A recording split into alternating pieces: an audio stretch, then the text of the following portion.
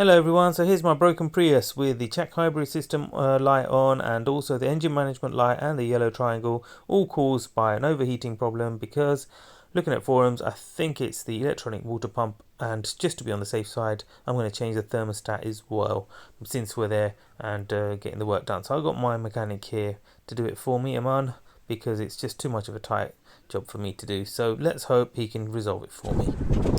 So to start this job off and to access the water pump and thermostat, we have to move this air box. So that's what it's doing right now. Taking off, so it's a simple job really, a few bolts, there you go. I think there was 3 there. You just take those off and it pops out, and then there you have it. There's the electronic water pump and there's the thermostat there. There you are. And those are the 2 items you've got to remove. So here are the parts. You've got your thermostat, that's in the housing, so you've got to get that. Here's the part number. Of course you need the coolant, and then here's the electronic water pump. I ended up getting a second-hand one, original Toyota.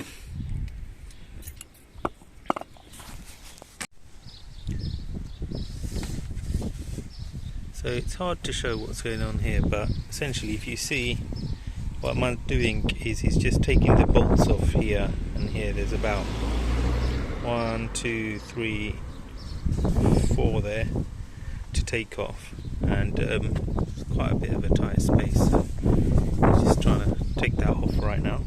So once it takes it off, it's literally plug and play really, just connect it back up there and put the bolts back on.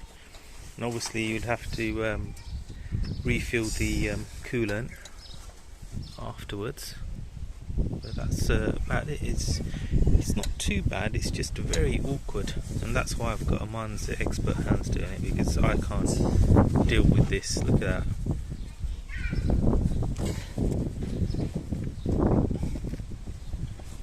that. So there you have it. So there were 5 bolts actually, not 4. No, 5 bolts. 5 bolts. Yeah. And then you just unplugged there, and it came out, didn't it? Yeah. But something's moving inside, isn't it? It's rattling. It's shaking. And the threads usually go on these. Yeah. But there you are. That's where it's sat. And literally, next we're going to take the thermostat off before. Later, yeah. But that's where it sits, as you can see. So you need like this one, and then clean the corner.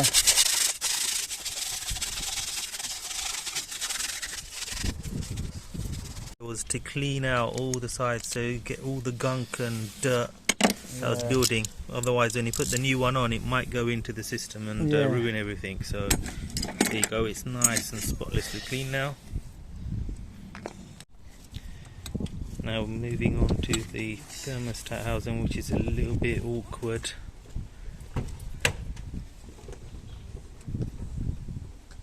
As you can see, there's one easy one there, but there's one I think around the back here underneath, so this is going to be a bit awkward to do.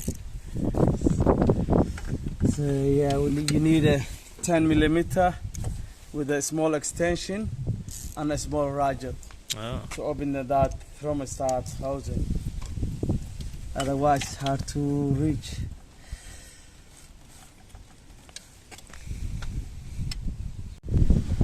So here is where the job gets a little bit awkward and difficult.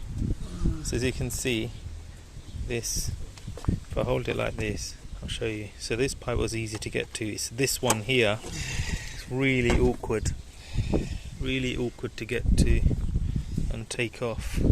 So be careful of that. There you have it. It's out. There's the replacement one. There's the old one. And so literally water pumps on that side, thermostats on this side, and this is why you need a pro like Aman to do it, because you have to be careful when you're taking the bolts out, because this is an aluminium. This is aluminium, so if you crack it or damage it in any way, you are in big trouble. But there you go. He's done it. He's cleaned both sides, all gunk. So The two parts here mate nicely. Again, there's the part I've got here. I went for the good quality Febi Bilstein that's done to OE spec, so don't scrimp on this one or this one. But there you go. So just gonna fit it all back in now. So on the refitting, what we're doing is so that we don't damage the red seal, the rubber seal. I'm going to take the he's going to take off the dipstick pipe here. I think that's held in by a 10mm bolt, so 12mm. Yeah. So you need to take that off so that you get nice easy access to put in the pipe. Put the pipe back on without damaging the new thermostat and the seal. Because the rubber seal is very important. If that's not on properly, obviously all the coolant's going to gush out, and you're going to be back to square one. So yeah, so get this dipstick pipe off. So there you have it. Move just enough to give the space to fit the pipe. That small pipe at the bottom is the awkward one. So you managed to get that in without damaging anything. So fantastic. And now in she goes.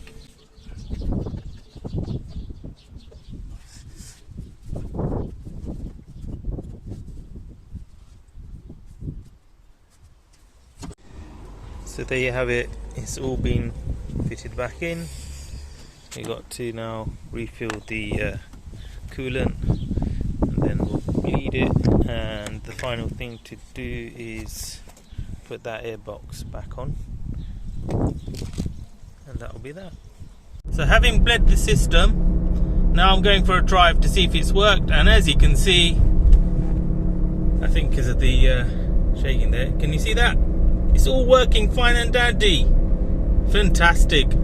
Hope that helped. Do like and subscribe, and see you on the next one.